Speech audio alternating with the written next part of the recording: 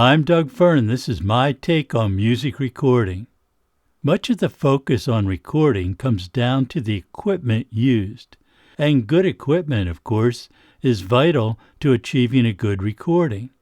But it is a persistent myth that great equipment will always result in a great recording. I have had people tell me that it is the wonderful equipment that results in superior recording. The implication is that if only they had that great gear too, they would make amazing recordings. Nothing could be farther from the truth. It takes a great engineer to make an outstanding sounding recording. Add top-of-the-line equipment, and you have the formula for making records that astound us. But give a good engineer a bunch of SM57s and a simple recorder, and they will probably still make an impressive-sounding recording. So, what makes a good engineer? I can think of many things, and here they are in no particular order. First, a good engineer relates well to every person they encounter. They understand the artistic mind of the musician. They know that the studio environment can be stressful for many artists, and they make sure the performers are as comfortable and as relaxed as possible.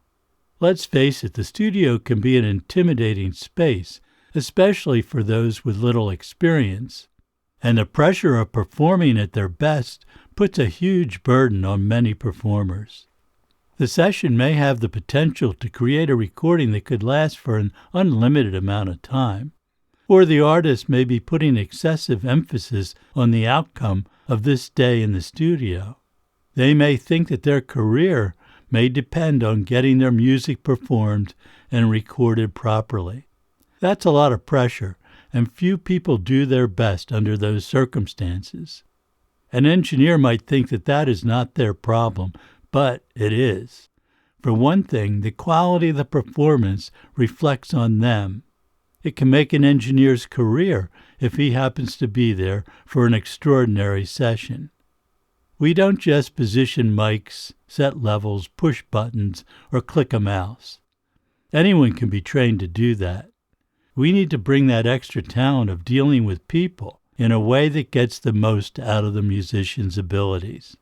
To a large extent, the talent to work well with people in a creative situation is something either you have or you do not have. But even those born without that innate talent can learn to play the game. And even if you are already great at relating to people, there is always room for improvement. This is a complex subject, and I can only offer my own experience, plus the observations I have made over the years with great and not so great engineers. It takes a certain amount of empathy to feel what the performer is going through at any moment. You have to know when to say something and when to keep quiet. You have to know the words you will say, and those words have to be tailored to the individual you are speaking to. I can't tell you how to do that, but I see it over and over in the most successful engineers and producers that I know. There are other nonverbal things an engineer can do to make a performer relax and focus on their music. If you are tense, nervous, impatient, or act like you don't want to be there, the artist is likely to pick up on that. They won't perform at their best level. An engineer should be the calm and competent presence in the studio. That will immediately ease some of the tension the singer or musician is feeling. An engineer has to have the empathy to see what is stressing the artist. Sensing what is making them uncomfortable and fixing it is a skill you can develop. Ideally, you recognize the problem and fix it before the artist even realizes the problem. It might seem like magic, but it only takes careful observation of what is going on.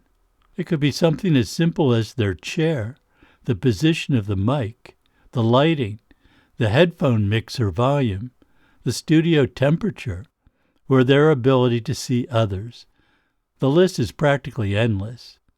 A good engineer does not have to study the situation and analyze what is wrong. Well, maybe they do that early in their career while they're learning their craft. But good engineers have the intuition, so they rarely have to think about the problem. They know what needs to be done.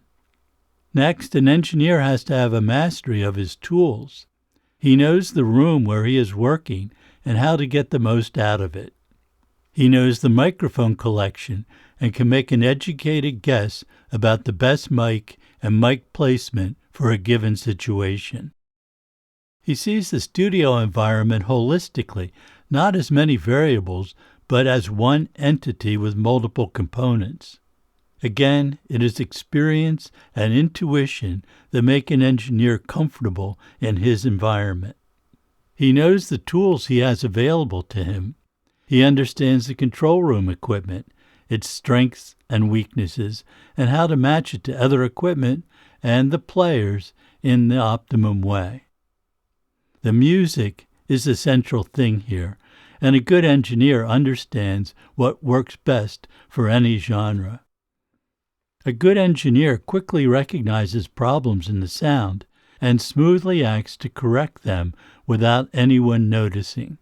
He works quickly, without drama, to get everything working properly, ideally without the performers even being aware of what he is doing. He rapidly sets levels in headphone mix close to perfection so it does not interrupt the flow of the session. If a major problem is revealed, he knows how to get around it, ideally before anyone notices. All the while, he is keeping his mind tuned in on what is going on in the studio, anticipating what needs to be done technically and for human comfort. He anticipates what is going to happen next and has a plan to make setup changes quickly while staying out of the way of everyone in the studio. A good engineer is someone a performer feels comfortable with, like you have known each other for years, right from the beginning. In the old days, an engineer had to have a technical background. Tape machines were complex and required a lot of adjustment, repair, and routine maintenance. Today, the gear is much simpler, more reliable, and there is not much need for alignment except maybe balancing levels with tone.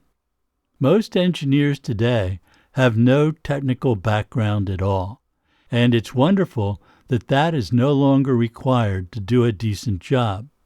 However, a basic understanding of signal flow, gain structure, and the implications of using equipment is still valuable knowledge that good engineers have.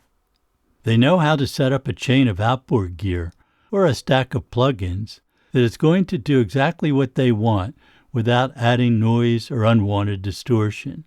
They understand the implications of putting an equalizer before or after a compressor. They know how to set levels to minimize noise and maintain adequate headroom. An engineer may have no idea how a piece of equipment or its software equivalent works, but he still needs to understand how to set it up for the best results. He may never need to use any actual tools other than a screwdriver, but some background in simple tasks like soldering can save money and time and allow them to repair something or put together a simple electronic device when an unusual need arises. And most of all, a logical approach to finding a problem does not always require an oscilloscope or portable meter, but those skills are still useful. A motivated engineer will want to understand as much about the equipment he is using as his brain can absorb. He should have curiosity about these things. It will improve his recordings. If you have a map of the signal flow in your head, then finding a problem is much easier and faster. Some engineers jump to conclusion about the source of a problem and blame the wrong thing. I talked about that in the episode on troubleshooting from April 2023. Some engineers feel that ignorance of the technicalities of the equipment or software allows them to experiment and discover things that no one else has done. And I agree that it can sometimes work that way. But an aversion to understanding your tools is not the best attitude. A good engineer understands his place in the studio environment in any situation. If there is a producer involved, the engineer's main job may be only to fulfill the producer's requests. But that approach often underutilizes the talents available to the producer. Or there may be a situation where the engineer is the de facto producer. This happens often with inexperienced artists. Regardless of the role the engineer is fulfilling on any given session, they have to be an active participant in the creative process of making good recordings. It may go beyond simple engineering. It all depends on the people involved. Sometimes an engineer has to take charge, if the performers are open to that. I've been in a lot of sessions earlier in my career where it became obvious that no one was in charge and no one had a vision of the final product. I had to slowly introduce ideas that would result in a better outcome. Sometimes you can't tell people what they should be doing. They may have a strong vision of what they want, and the engineer may not initially understand that. A good engineer will constantly evaluate the situation and decide when to say something or do something and when not to. Often the egos are strong, especially with insecure performers. Your great ideas might be met with hostility. One approach that I have often had to do was to simply do what was asked of me, even though I felt strongly it was a bad idea. Once it becomes apparent that the artist's or producer's idea is not working, a good engineer will tactfully suggest an alternate approach. The engineer must wait until the time is right. That could be when everyone is frustrated, but ideally, a change comes before it gets to that point. It is amazing how this can elevate the mood in the studio in an instant. And other times, you cannot tell someone what will work better. You just have to slowly guide the session from the background so that eventually the artist or producer thinks they have discovered the solution themselves. That could be frustrating to the engineer. After all, it was their idea that saved the day, but they get no credit for it. They can't think of it that way. They solved the problem, and the end result was better. They have the self-satisfaction of creating a better recording, even though no one may even realize or appreciate what they did. A good engineer is also a teacher. He or she is always trying to help people around them learn more about their craft. That might be obvious, like explaining how you do something and why to an assistant. Or it could be much more subtle, where you quietly demonstrate how to be competent, professional, and creative. A great engineer is always learning, too. They take the good things that happen in a session and apply them to the next project where it might be a benefit. That could be a technical trick, or it could be a new way of looking at music and our role in it. Most engineers are also musicians. That is helpful. They understand the mind of the musician. They may know a lot about the instrument being played. They appreciate the creative things that happen in the music, even if the ultimate listener doesn't. Some of what we do is like inside information, maybe even a joke, that everyone involved appreciates and understands. That also helps the engineer bond with the performers. A good basic music theory background will also benefit an engineer. Just knowing the musical terminology and being conversant with the words can help build rapport. Watching a great engineer do these things is amazing. I was reminded of this recently when my partners and I were mixing an album at Sweetwater Studios in Indiana. Chief Engineer Sean Dealey and Staff Engineer Jason Peets are some of the finest engineers I've ever worked with. They display the skills I have outlined here, and even after many hours of working, they do everything with a good nature. The 4 days of mixing were relaxed and fun. It was a bunch of professionals working together. We appreciated the engineers' talents and skills, and they appreciated our decades of experience. It only took an hour or so for them to understand our sonic goals, and after that, they knew exactly what to do to get what we wanted. Often they would recognize something that we were going to need to change, even before we realized it ourselves. Sometimes they would ask if it was a problem, and other times they just fixed it as the problem broke into our consciousness. It was remarkable. To be good at anything in life, you have to have a wide skill set to be really successful. There is technical proficiency, creativity, logic, musical understanding, psychology, and intuition involved.